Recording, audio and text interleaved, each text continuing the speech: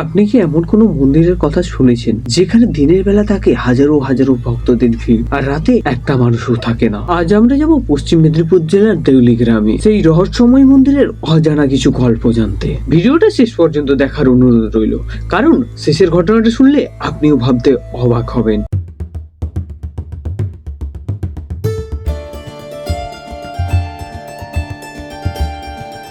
দেউলি গ্রামের এই মন্দিরটি অনেকের মতে একটি প্রাচীন মন্দির। এখানে পুজো অনেক বছরের ইতিহাসে চলে আসছে।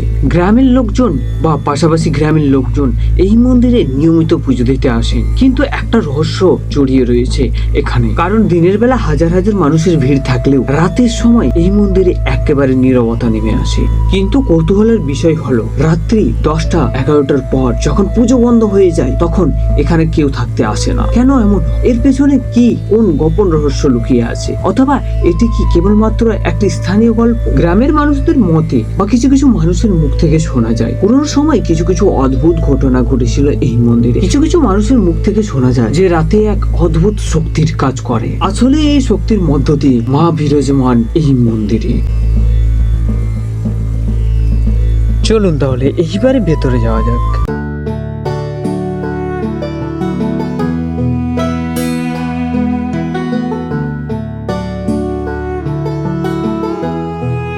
অবশেষে বলা যেতেই পারে যেটা আমি স্বচক্ষে দেখেছি, যখন গ্রামে গ্রামে কোনো রকম কিছু ছেটে পড়া বৃষ্টির আভাস নেই, সেই সময় গিয়ে এই মন্দিরে পুজো দেওয়ার পরেই দেখা গেছে বৃষ্টি নেমে এসেছে বা বর্ষা নেমেছে।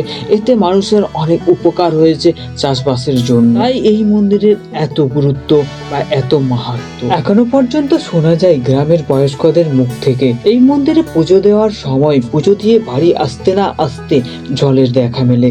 যেখানে কখনো ছিটে পড়া জলেরও দেখার আভাস মেলে না, সেই জায়গা থেকে বৃষ্টি নেমে আসে, বর্ষা নেমে আসে। তাই এই মন্দির অনেক জাগ্রত বলে মনে করা হয়। চলুন তাহলে আজকের মতো ভিডিও এই পর্যন্ত। জানি না আপনাদের ভিডিওটা কেমন লাগবে, তবে যদি ভিডিও ভালো লেগে থাকে অতি অবশ্যই আপনারা একবার মন্দির দর্শন করে যেতে পারেন। আর ভিডিওতে অবশ্যই লাইক কমেন্ট শেয়ার করতে ভুলবেন না। তো চলুন বন্ধুরা, আজকের মতো টাটা, দেখা হচ্ছে নেক্সট কোনো ভিডিওতে। ততক্ষণের জন্য আপনারা সকলে ভালো থাকবেন।